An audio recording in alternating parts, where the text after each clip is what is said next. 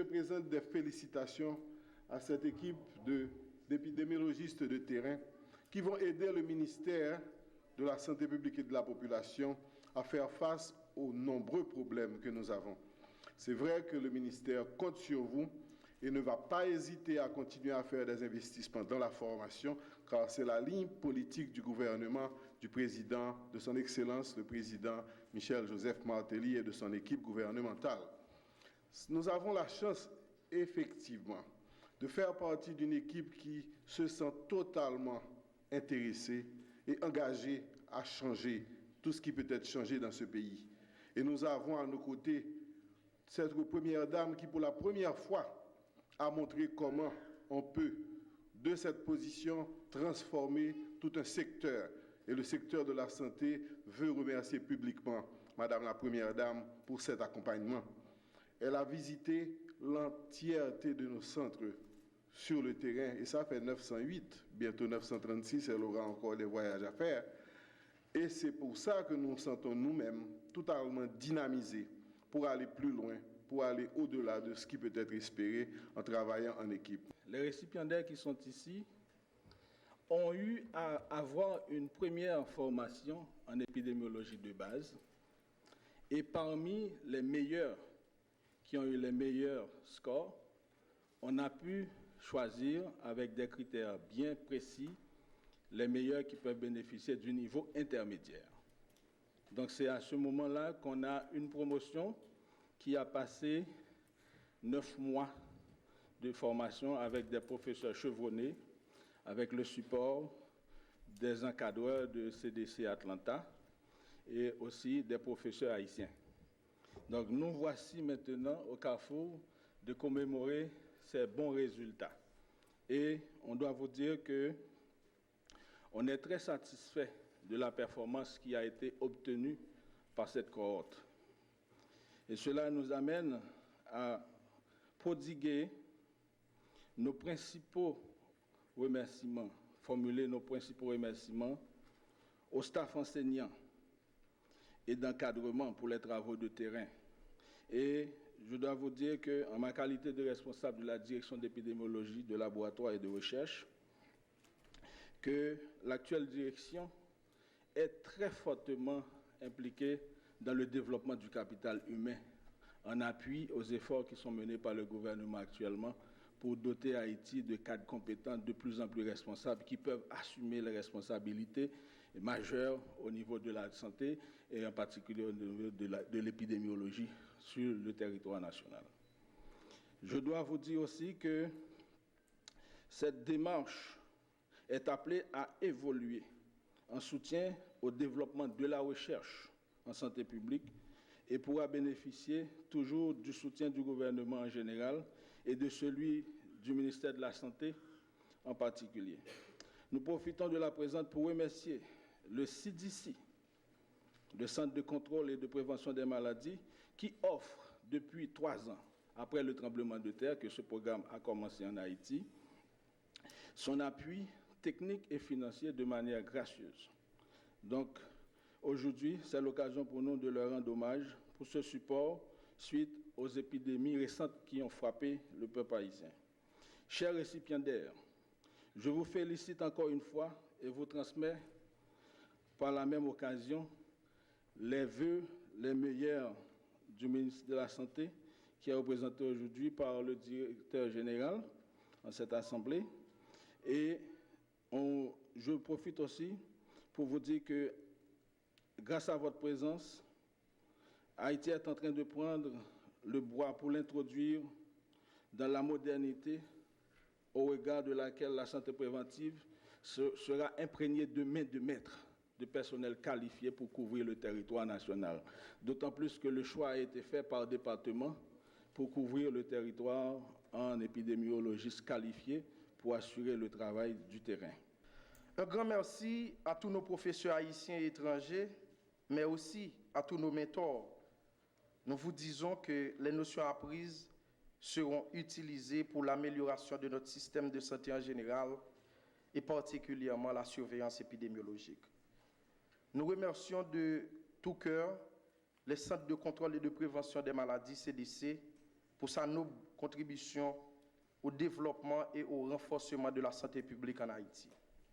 Nous espérons que cette collaboration sera chaque jour plus efficace et se transformera en un outil essentiel dans le cadre de la lutte contre les maladies de population et les épidémies sans cesse grandissantes qui frappent souvent notre pays. Mesdames, Messieurs, citoyens d'un pays trop souvent négligé par ceux-là même qui sont placés pour servir au plus haut niveau la patrie, nous nous sommes donnés à cœur joie pour recevoir cette formation en épidémiologie de terrain lorsque l'occasion nous a été offerte. L'épidémiologie, cette branche de la médecine qui a pour but d'étudier la distribution des phénomènes de santé dans une population et des facteurs qui conditionnent leur fréquence, sert de fondement à la logique des interventions faites dans l'intérêt de la santé publique et de la médecine préventive. Souvent, on a tendance à croire que l'épidémiologie est seulement l'étude des épidémies, mais aujourd'hui, son champ d'application s'est élargi en incluant toutes les maladies infectieuses, mais aussi toutes les pathologies humaines, qu'elles soient aiguës ou chroniques, les accidents de la voie publique, les maladies liées au comportement, à l'alimentation et à l'environnement. Elle s'est également développée dans le domaine des maladies d'origine animale. Enfin, elle est à la fois une discipline d'observation, d'expérimentation et d'intervention. Mesdames, Messieurs, vouloir devenir épidémiologiste rentre dans un contexte de désir d'aller plus loin dans le sacerdoce en mettant sa vie entière au service du bien commun et du salut national. J'ai bien dit, le sacerdoce et non le sacrifice. Car le sacerdoce, mesdames et messieurs, est le fait de jouir d'un pouvoir particulier pour former et conduire ses semblables. C'est le dévouement entier à la cause de l'autre. C'est une façon de dire à la plus haute autorité sanitaire présente dans la salle que nous sommes prêts à aller sur le terrain dans les coins les plus reculés du pays pour mettre au profit de la population haïtienne les connaissances que nous avons acquises durant cette formation. Mes chers filles, au moment où vous savourez avec fierté cet instant magique, ce grand moment de bonheur, je vous dis bravo et félicitations. S'il est vrai que la rançon de la paresse, du laxisme et de l'immobilisme, c'est une cruelle désillusion, le désenchantement, il est tout aussi vrai que la récompense de plusieurs années d'efforts et de sacrifices, c'est ce grand bonheur que vous vivez aujourd'hui, ce matin. Je vous dis aussi que comme médecin épidémiologiste de terrain, vous aurez sans doute l'occasion de mettre à profit les connaissances acquises au cours de cette riche et intense année de formation. J'aimerais aussi saisir l'opportunité qui m'est donnée ce matin pour rappeler ceci, non seulement à vous, chers récipiendaires, mais à toute l'assistance et à la population qui nous regarde et nous écoute. Le secteur de la santé est l'un des plus dynamiques et des plus performants de l'administration Martelly-Lamotte. De nombreux hôpitaux et centres de santé ont été construits à travers le pays. À la tête du MSPP se trouve, depuis 3 ans, une femme remarquable, Dr Florence Duperval-Guillaume, qui, aidée d'un personnel dynamique et sérieux, implémente, ça c'est important d'insister là-dessus, implémente avec brio, avec panache, mais aussi une grande passion, la vision du président de la République en matière de santé publique. La première dame de la République, ici présente, s'investit elle aussi corps et âme et s'implique avec une ferveur débordante dans ce domaine vital qu'est la santé publique.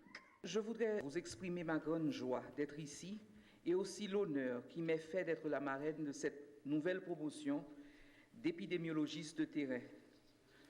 J'en profite pour féliciter chacun de vous pour ce grand accomplissement et de manière particulière, j'adresse mes plus vives félicitations à la lauréate de la promotion, Dr Rachel Edith Célestin.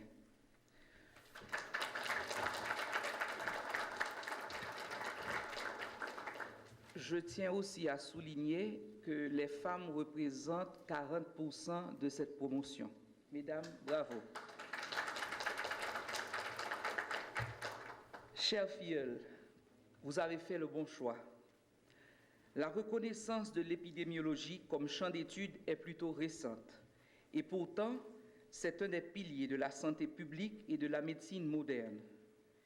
Et si elle occupe une place privilégiée dans ce domaine, ce n'est pas seulement en raison de son importance scientifique, mais surtout à cause de son utilité publique. En effet, la surveillance active et continue des pathologies est importante pour planifier sur le court terme, projeter dans l'avenir les priorités actuelles et futures en matière de santé. Je ne vais pas trop insister là-dessus, car en ce sens, vous êtes désormais les spécialistes.